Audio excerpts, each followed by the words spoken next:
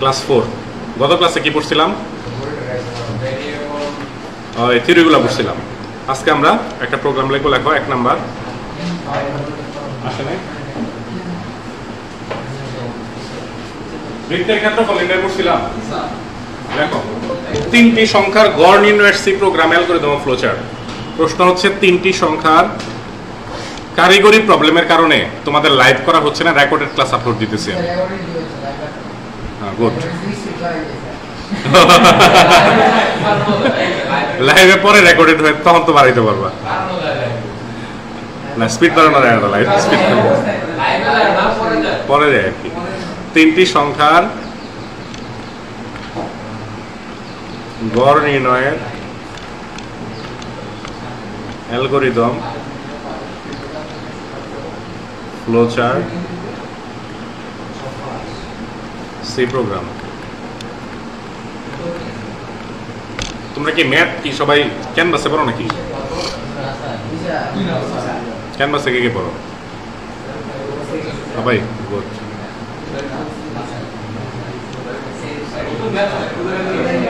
কি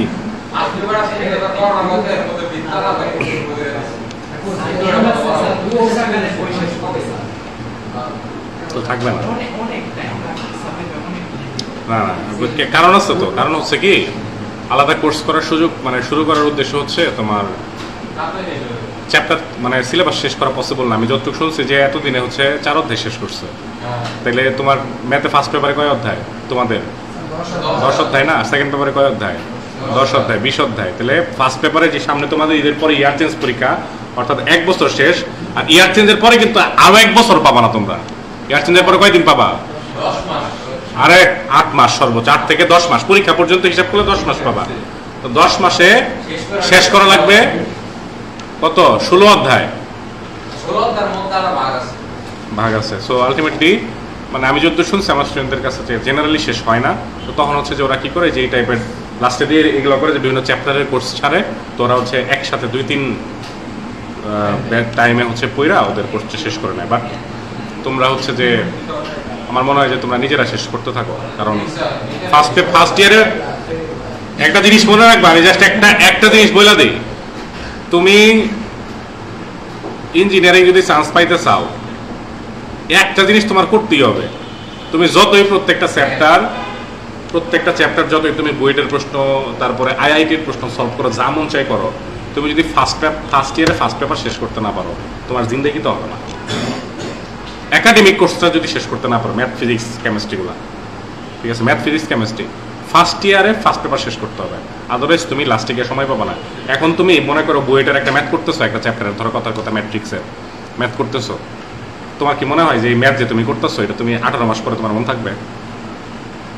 থাকবে না ইঞ্জিনিয়ারিং কোশ্চেন সলভ করার টাইম হইতেছে যখন তোমার একাডেমিক কোর্স কমপ্লিটলি শেষ টুকটাক বেসিক তো তুমি পাই যাবা যে ইঞ্জিনিয়ারিং এই টাইপের প্রশ্ন আসে আর ইঞ্জিনিয়ারিং কোশ্চেনগুলা নিজের সলভ করতে হয় একাডেমিকটা হচ্ছে তোমার মেইন এটা হচ্ছে তোমার বেস এরপরে তুমি ইঞ্জিনিয়ারিং সলভ করবে একাডেমিকে যদি কারো দুর্বলতা থাকে ইঞ্জিনিয়ারিং সলভ করতে পারবা তো পসিবলই না তো ওই যে শুরু থেকে একদম ইঞ্জিনিয়ারিং এর জন্য প্রিপারেশন নিয়ে একাডেমিক কোর্স শেষ করতে গেলে আলটিমেটলি হ্যাঁ ওই তো কোনো কিছু বাদ দেয় না আর কি আলটিমেটলি ভাই যেটা করতে পারতো সেটা হচ্ছে যে একাডেমিক কোর্সটা শেষ করে তারপরে ধরো প্রি ইঞ্জিনিয়ারিং একটা দিতে পারতো প্রি ইঞ্জিনিয়ারিং কোর্স যাদের ইচ্ছা তারা পড়লো আচ্ছা পরে করবে হয়তো আচ্ছা তিনটি সংখ্যার গড় নির্ণয় algorithm flow chart C program লিখছো অ্যালগরিদম লেখো অ্যালগরিদম 1 নাম্বার কি আছে 1 নাম্বার কি লিখি আমরা স্টার্ট লিখি 2 নাম্বার ইনপুট কি কি এখানে বলো তো ইনপুট এবিসি 3 নাম্বার ধরো average equal to a plus B plus C divided by কত 3 প্রিন্ট এভারেজ এন্ড ভেরিয়েবলের নামকরণ নিয়মাবলী পড়ো নাই গত ক্লাসে একটা ভেরিয়েবলের নামকরণ করলাম যে কোনো আমি একটা জিনিস আমি অ্যাভারেজও লিখতে পারি, এভিজিও লিখতে পারি, শুধু ভিজিও লিখতে পারি, এটা আমার ইচ্ছা, আমি যে নাম দিব। কারণ এটার ফ্লো চার্টটা লেখো তো, তোমরা পারো কিনা দেখি। ফ্লো চার্ট তো লিখতে পারবা, সহজ তো। ফ্লো চার্টটা লেখো তো দেখি।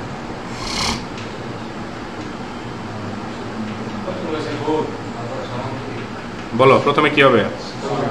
এই যে স্টার্ট হবে কিসের মধ্যে? ইনপুট এবিসি, এটা পরেরটা আবার সামান্তরিক, পরেরটা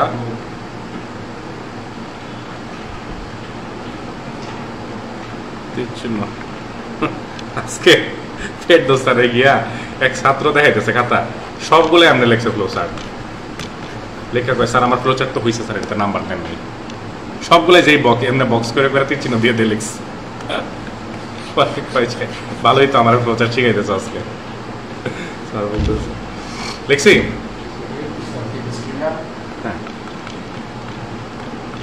ফ্লো চার্ট তো হইলই। এবার আসে সি প্রোগ্রাম।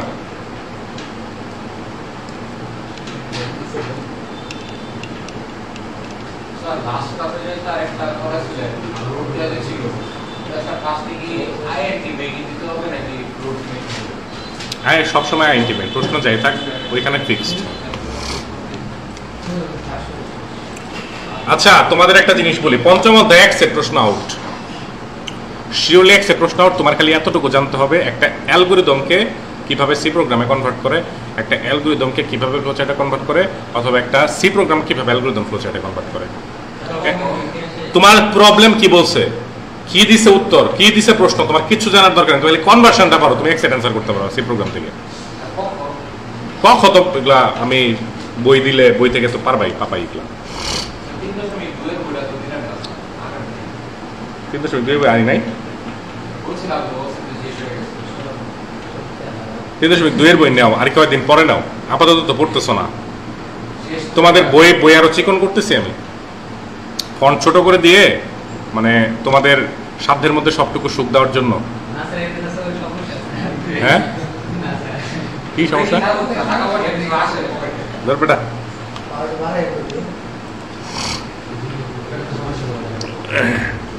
না আমি তো 27 টার্গেট করে বানাইতেছি না, 27 তো বই এমনিতে দিয়ে দিব।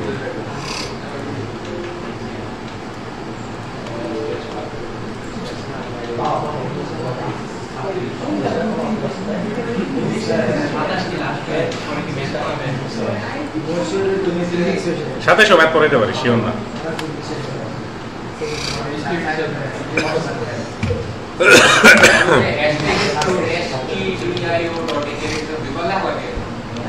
না কই না না না একবারই। আচ্ছা খেয়াল করো,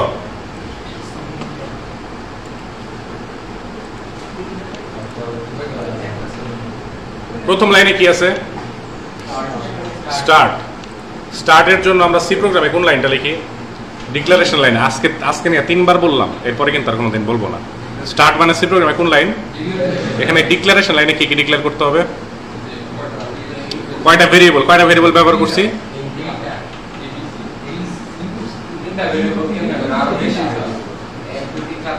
5টা। কি কি ভেরিয়েবল? এগুলা কয়টা ভেরিয়েবল ব্যবহার করতেছি? হিসাব বলো।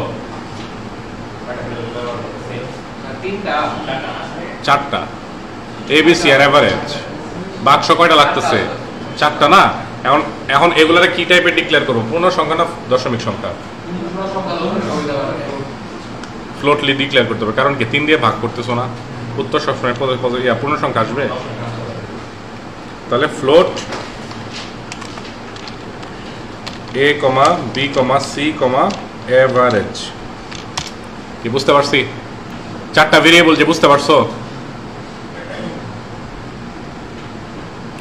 তোমরা যখন একটা সি প্রোগ্রাম লিখবা মনে মনে চিন্তা করবা আমার বাক্স লাগবে কয়টা যেখানে সংখ্যা রাখতে হবে। এখানে 3টা সংখ্যা রাখার জন্য 3টা বাক্স, উত্তর রাখার জন্য আরেকটা বাক্স, 4টা লাগতেছে না? এগুলাকে ভেরিয়েবল বলা হয়। এখন ইনপুট কয়টা? 3টা না 4টা? 3টা। পার্সেন্টেজ তাহলে কয়টা হবে? একটা হচ্ছে এর মধ্যে, একটা হচ্ছে বি বাক্সে, একটা হচ্ছে সি বাক্সে রাখবো সংখ্যা। এখন এ বি সি এ বাক্সের মধ্যে যা আছে এগুলা যোগ করে 3 দিয়ে ভাগ করে কার মধ্যে রাখবো, এভারেজের মধ্যে রাখবো। তাহলে A plus B plus C divided by 3, এখানে একটা ব্র্যাকেট হবে। এরপরে প্রিন্টএফ এর মধ্যে কয়টা হবে? আউটপুট কি? একটাই তো আউটপুট, এভারেজ পার্সেন্ট এফ কমা এভারেজ, আউটপুট রিটার্ন 0, শেষ।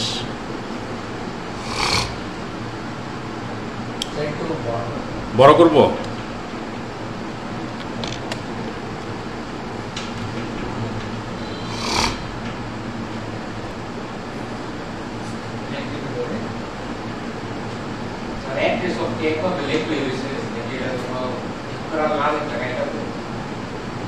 না একভাবে লিখলে হয়েছে, লিখলে হবে, সমস্যা নেই। বড় হাতের ছোট হাতের অবশ্যই সমস্যা, কেস সেন্সিটিভ। সি প্রোগ্রাম কিন্তু কেস সেন্সিটিভ। তুমি উপরে মনে করো বড় হাতের এ দিয়ে লিখলা, নিচে ছোট হাতের এ দিয়ে লিখলা, দুইটা আলাদা জিনিস হয়ে যাবে। C program case sensitive.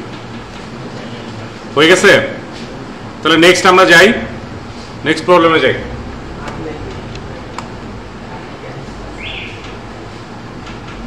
পাবা না? নেক্সটটাতে যাই। নেক্সট প্রবলেম লেখো।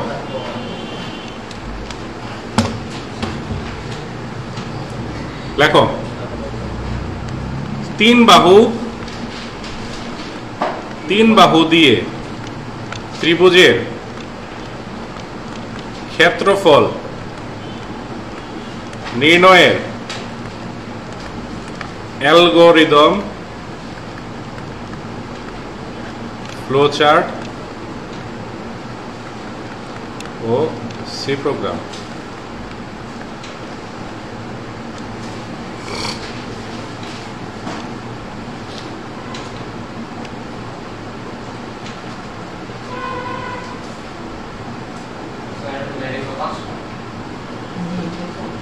এখন তোমরা আমাকে শুধুমাত্র প্রশ্ন পড়া বলবা যে ভেরিয়েবল বা বাক্স লাগবে কয়টা, কি কি লাগবে বলো দেখি। 3টা পাবো, একটা নাম দিলাম এ, একটা বি, একটা সি দিলাম। পরে কি লাগবে? অর্ধ পরিসীমা এস লাগবে। এরপর কি লাগবে? এরিয়া লাগবে। ভেরি গুড, এই যে মাথার মধ্যে ঢুকতেছে আস্তে আস্তে, ঠিক আছে। তাহলে এই 5টা লাগবে। তো আমরা এখন আরেকটা বেসিক ক্লিয়ার হবে, সেটা হচ্ছে আগে অ্যালগরিদমটা লিখি। অ্যালগরিদমের ফার্স্টে কি লিখবো? স্টার্ট। 2 নম্বরে কি লিখবো? ইনপুট। ইনপুট কি কি এখানে? এস হবে না? ইনপুট কিন্তু এস হবে না। ইনপুট হচ্ছে ওই কয়টা যেগুলা মান না হইলে তুমি অ্যান্সার দিতে পারবা না। এস তো তুমি বের করবা, কারণ আগে কি বের করতে হবে? এস বের করতে হবে। A plus B plus C divided by কি? 2। 4 নাম্বার হচ্ছে area equal to root over S into S minus A, S minus B, S minus root over C প্রোগ্রামে দেখবো। 5 number print area. 6 number N.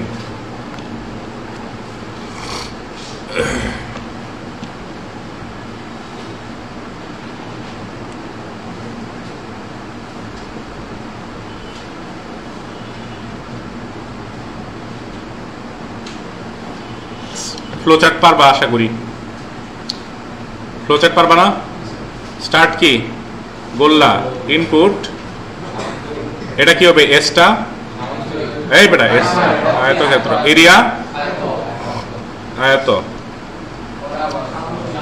পরেরটা, তারপরেরটা গোল্লা। এরপরে সবগুলো 3 চিহ্ন হবে।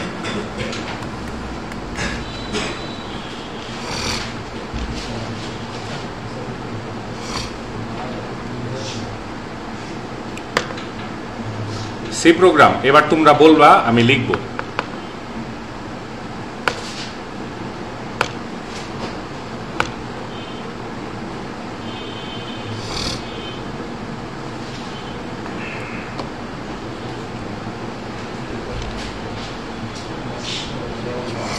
সি প্রোগ্রামে যাবো।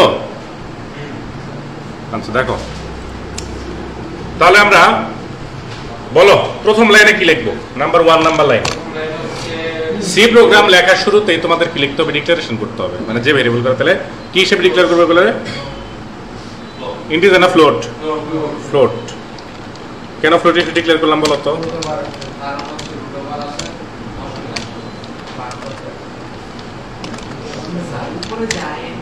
ওইটা আইএনটি থাকবে, ওটা সবসময় আইএনটি। এরপরে কি করতে হবে? 2 নাম্বার লাইনে কি আছে? স্ক্যানএফ। পরে কি লিখবো? স্ক্যানএফ লিখলাম, পরে তারপরে পার্সেন্ট এফ বা পার্সেন্ট ডি কয়টা হবে?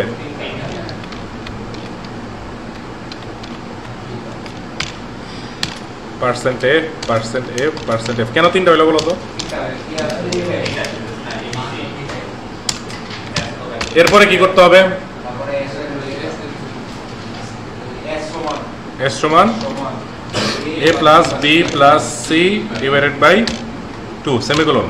এরপরে এরিয়া সমান, এরিয়া সমান কি? Root over. কেমনে দিব? রুট ওভার চিহ্ন দেখাও। S Q R T, S Q R T square root. একটা ব্র্যাকেট দিয়ে তুমি যা লিখবা, মানে এই S Q R T bracket মানে হচ্ছে রুট ওভার চিহ্ন। এই ব্র্যাকেটের মধ্যে যা লিখবো ওটার কি হয়ে যাবে? রুট ওভার হয়ে যাবে। তাহলে এস ইন্টু আবার bracket S minus A into আবার bracket S minus B into আবার bracket S minus C. Print F percent কি হবে? এফ না, পার্সেন্ট 0.2f। 0.2f কেন? গুড, দেখবো 0.2f কেন দেখবো। 0.2 দিতে কি হয়েছে আমরা একটু দেখি আগে, পরে লিখতেছি। ধরো 3 4 5 6 পয়েন্ট কি আসছে? 0 0 আসছে। আমি যদি 0.2টা না দিতাম 0 0 আসছে, 0 0 আসতো 6টা, অর্থাৎ দশমিকের পরে 2 ঘর। দশমিকের পরে 2 ঘর পর্যন্ত শো করবে। ধরো 1 5 6 আবার 6.00 আসলো, বুঝলাম না। ও না, 0.00 2 3 4 2.90 2.90 2 ঘর আসছে না। অর্থাৎ তুমি পার্সেন্টের পরে 0.2 দিলে দশমিকের পরে, এই যে দশমিক মানে কি, পয়েন্ট মানে কি, দশমিকের পরে কয় ঘর? 2 ঘর এফ। রিটার্ন 0 পরে লাস্টে রিটার্ন 0।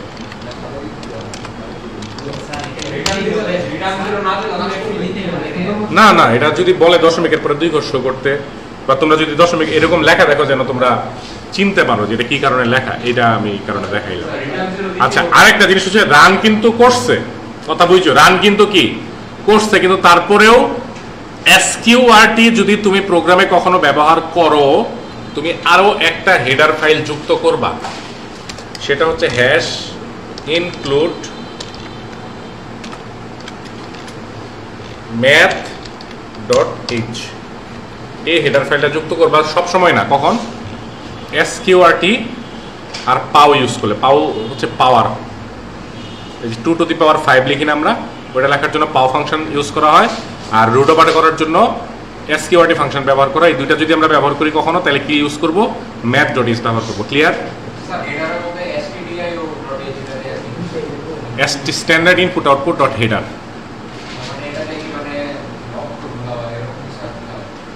এটা হলো একটা কার্টুন, একটা কার্টুন, কার্টুন বুঝো? একটা বড় কার্টুন যার মধ্যে অনেকগুলো ছোট ছোট ফাংশন আছে।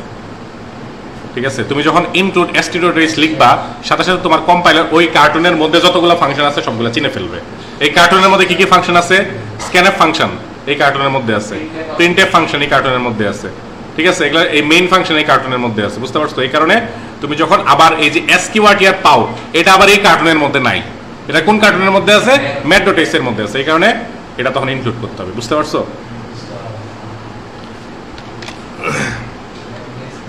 নেক্সট সি প্রোগ্রাম দেখো।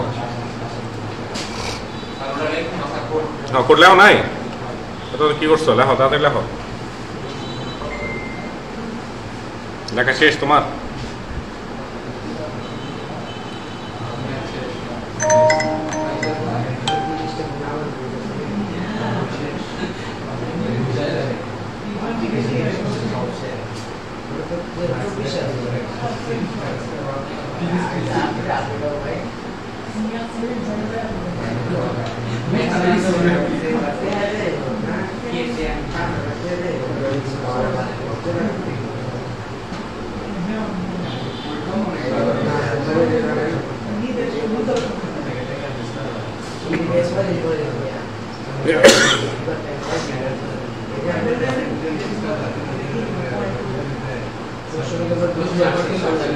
লিখছো? এই লিখছো? নেক্সট সি প্রোগ্রামে যাই। লেখো সেলসিয়াস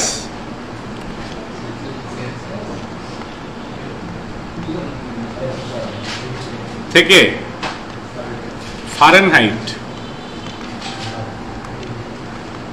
এবং এটা একটা প্রশ্ন, ফারেনহাইট থেকে সেলসিয়াস,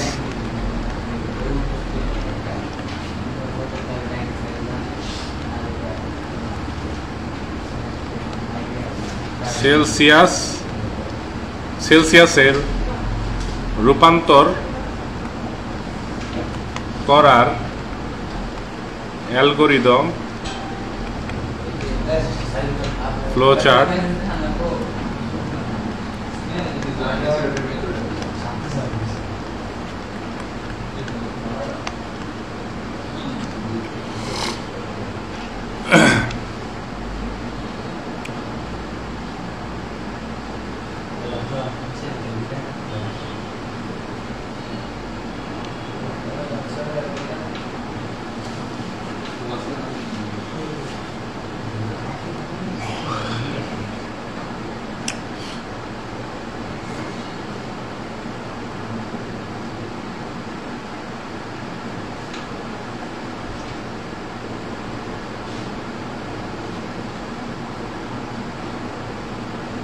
লিখছি।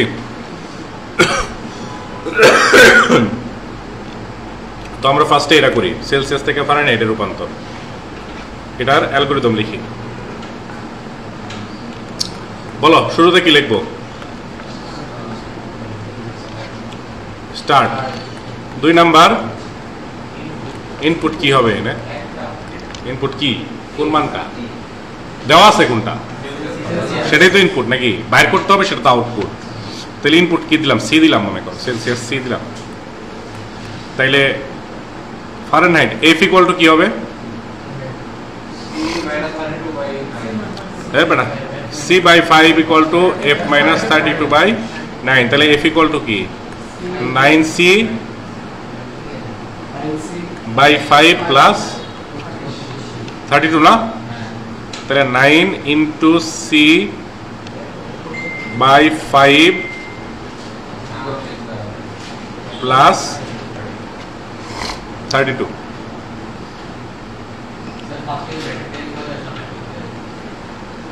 হ্যাঁ হ্যাঁ,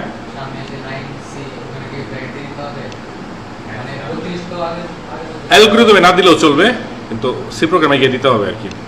প্রিন্ট এফ এন্ড ফ্লোচার্ট পারবো? ফ্লোচার্টটা না লিখি? ফ্লোচার্ট তো সহজ, ফ্লোচার্ট পারবো তোমরা।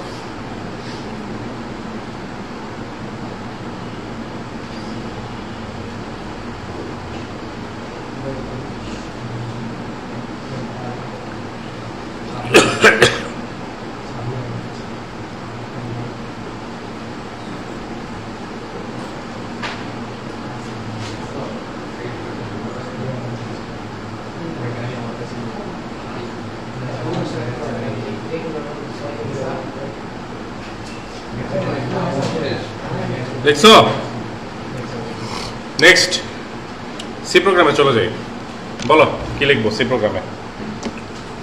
বলো বলো বলো, দ্রুত বলো। প্রথমে কি লিখবো? ফ্লোট না ইন্টিজার? ডিক্লারেশন লাইনে কি লিখবো? ফ্লোট না ইন্টিজার? ফ্লোট। ভেরিয়েবল কয়টা? কি কি? সি আর এফ। স্ক্যান করতে হবে কোনটা? %f, address of c। f equal to কি?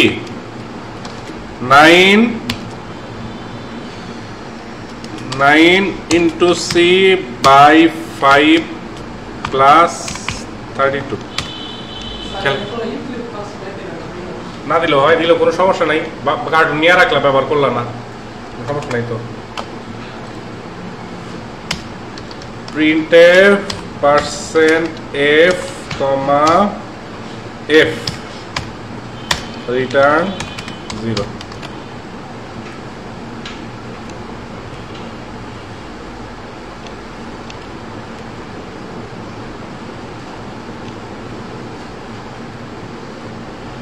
এখন তোমরা ফারেনহাইট থেকে সেলসিয়াস নিজেরা করো, সবাই করো। ফারেনহাইট থেকে সেলসিয়াস সবাই করো।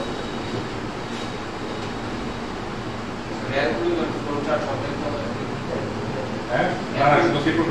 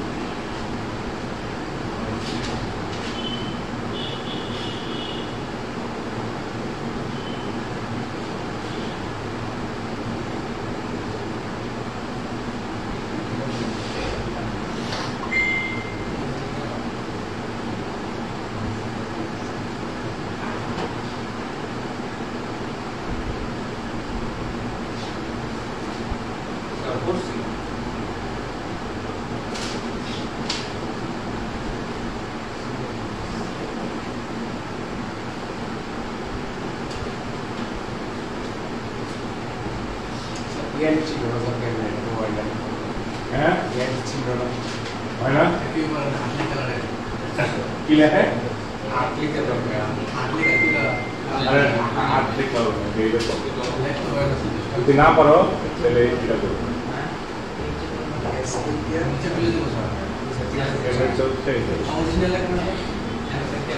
প্রথমে এদিকে একটা দাগ করো,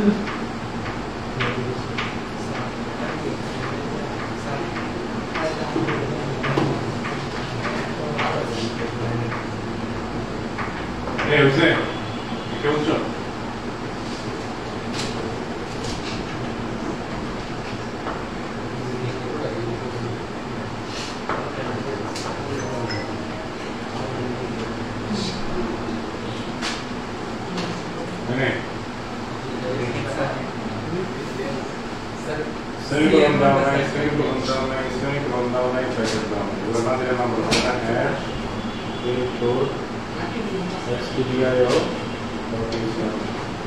ঠিক আছে? পরে তারপরে কি? তারপরে কেউ মান পারছো? শেষ দেখতেছি। নেক্সট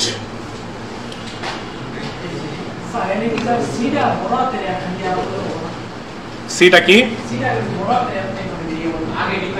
ইচ্ছা তোমার, কোনো প্রবলেম নেই তো। তুমি যেটা ডিক্লেয়ার করবা, যেভাবে ডিক্লেয়ার করবো সেভাবে ওটা নিয়ে কাজ করতে হবে। তোমাদের একটা প্রশ্ন দিই, এটা করো। হ্যাঁ, প্রশ্নটা লেখো। হ্যাঁ লেখছি। তোমাদের কি হয়েছে? রমিজেরটা করাইছিলাম, রমিজ করাইছিলাম, রমিজ ঢাকা বোর্ডের একটা প্রশ্ন, আমি একটু সেটা মডিফাই করছি আর কি। দেখো, রমিজ কিছু টাকা নিয়ে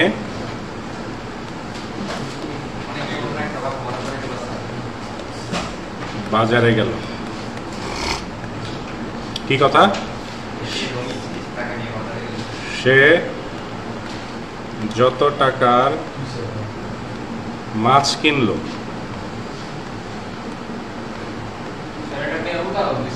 হ্যাঁ এটা করবা এখন তোমরা, তার দ্বিগুণের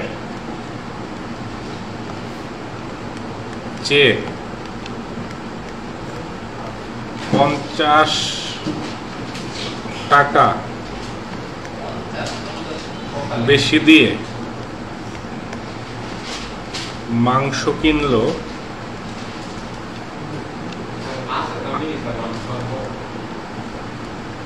মাছের অর্ধেক দামে খাতা কিনলো। হ্যাঁ, রমিজের কাছে অবশিষ্ট কত টাকা থাকলো তা নির্ণয়ের সি প্রোগ্রাম লেখো।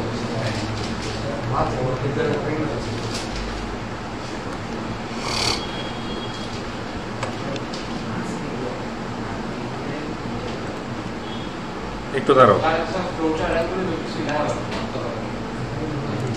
পজ করা যায় না।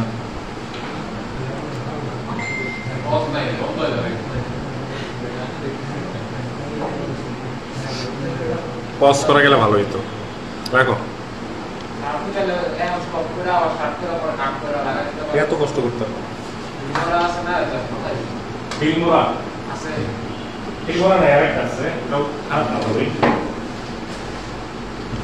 দেখো অবশ্যই তোমরা টেনে টেনে দেখবা, যেটা আপলোড করবো টেনে টেনে দেখবা। সবাই একটা তো পরে দেখতে হয়েছে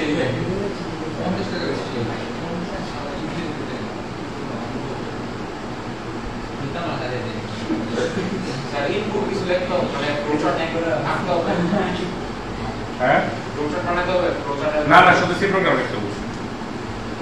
দেখো সি প্রোগ্রাম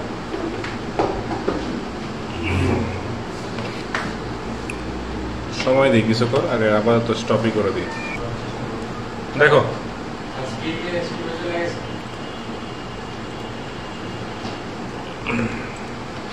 প্রথমত আমি আসি হচ্ছে যে এখানে আমার ইনপুট কয়টা, ইনপুট কয়টা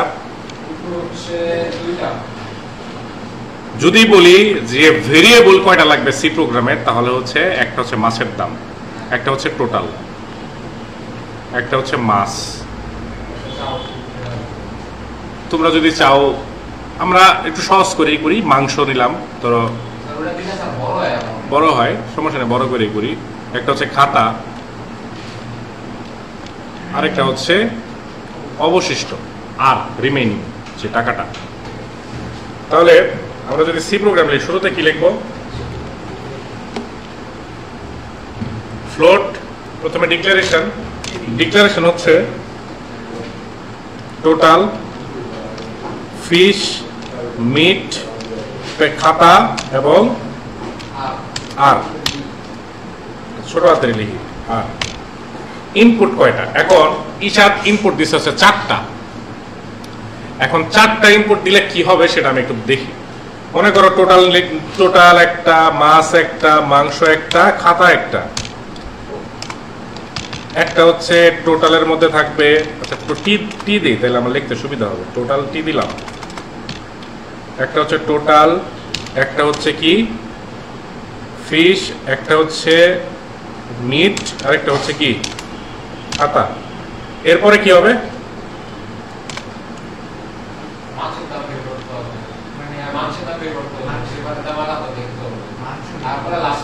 মাছ তো ইনপুটে নিব আমি, তাহলে ওদের 4টা ইনপুট নিল, তাহলে আমি বের করবো কি?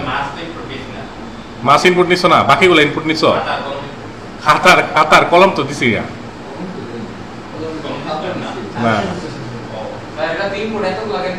ইনপুট তো হবে না এতগুলা। কি ইনপুট হয় তোমার মতে?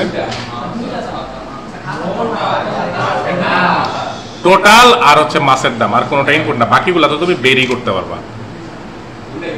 আচ্ছা তাহলে কি হবে? মাংসের দাম হচ্ছে 2 × F প্লাস 50, আর খাতা হইতেছে F/2। আর তাহলে আর ইকুয়াল টু হচ্ছে টোটাল মাইনাস মাছ মাইনাস মাংস মাইনাস খাতা, আর পার্সেন্ট F কমা রিমেইনিং ব্যালেন্সটা।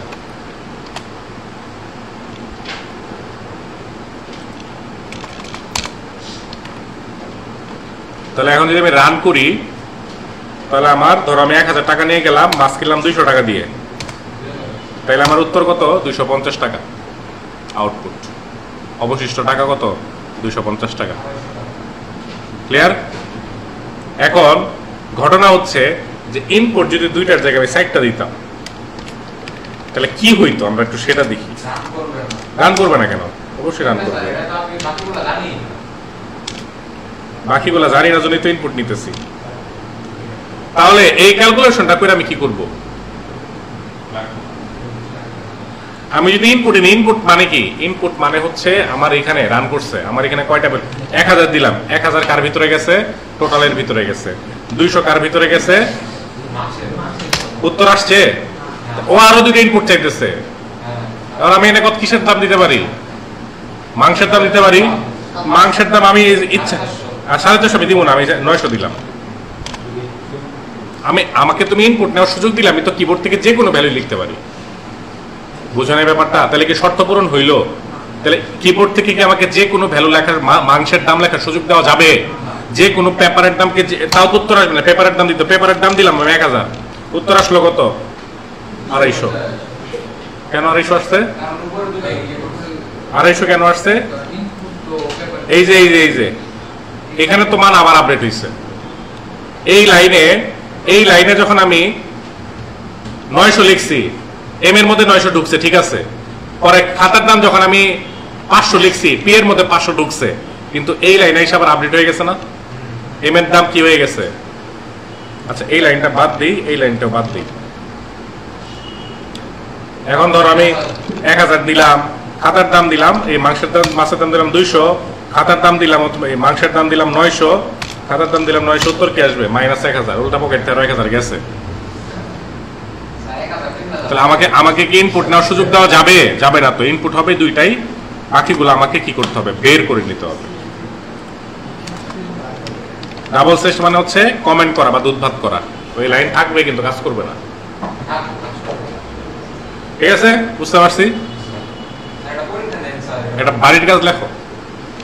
বাড়ির কাজ আমি সবারটা দেখবো, চিন্তা ভাবনা কইরা তারপরে করবা।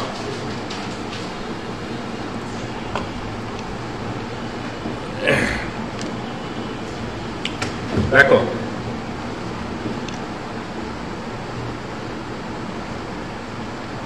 পিতার বয়স দিছিলাম, মাতার বয়সের চেয়ে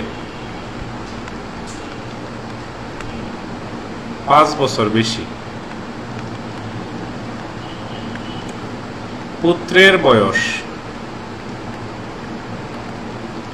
পিতার বয়সের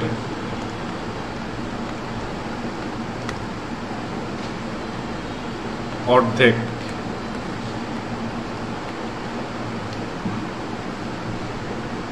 অর্ধেক হইলে হয় কি?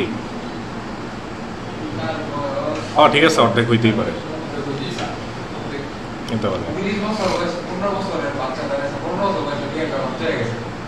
তাহলে তো আচ্ছা, তাহলে অর্ধেকের চেয়ে 5 বছর কম, 10 বছর কম।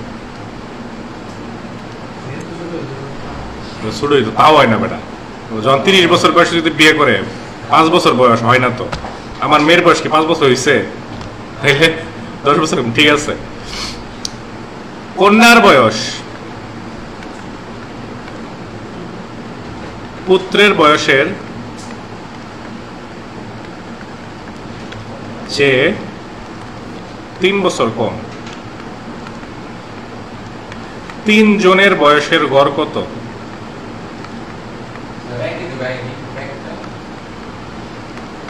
তা নির্ণয়ের,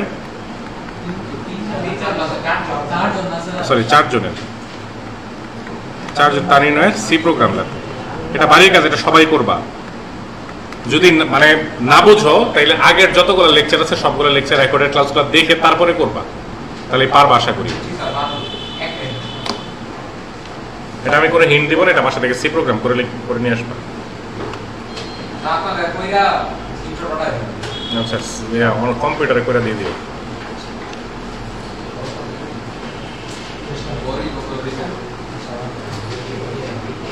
ঠিক আছে, ওকে।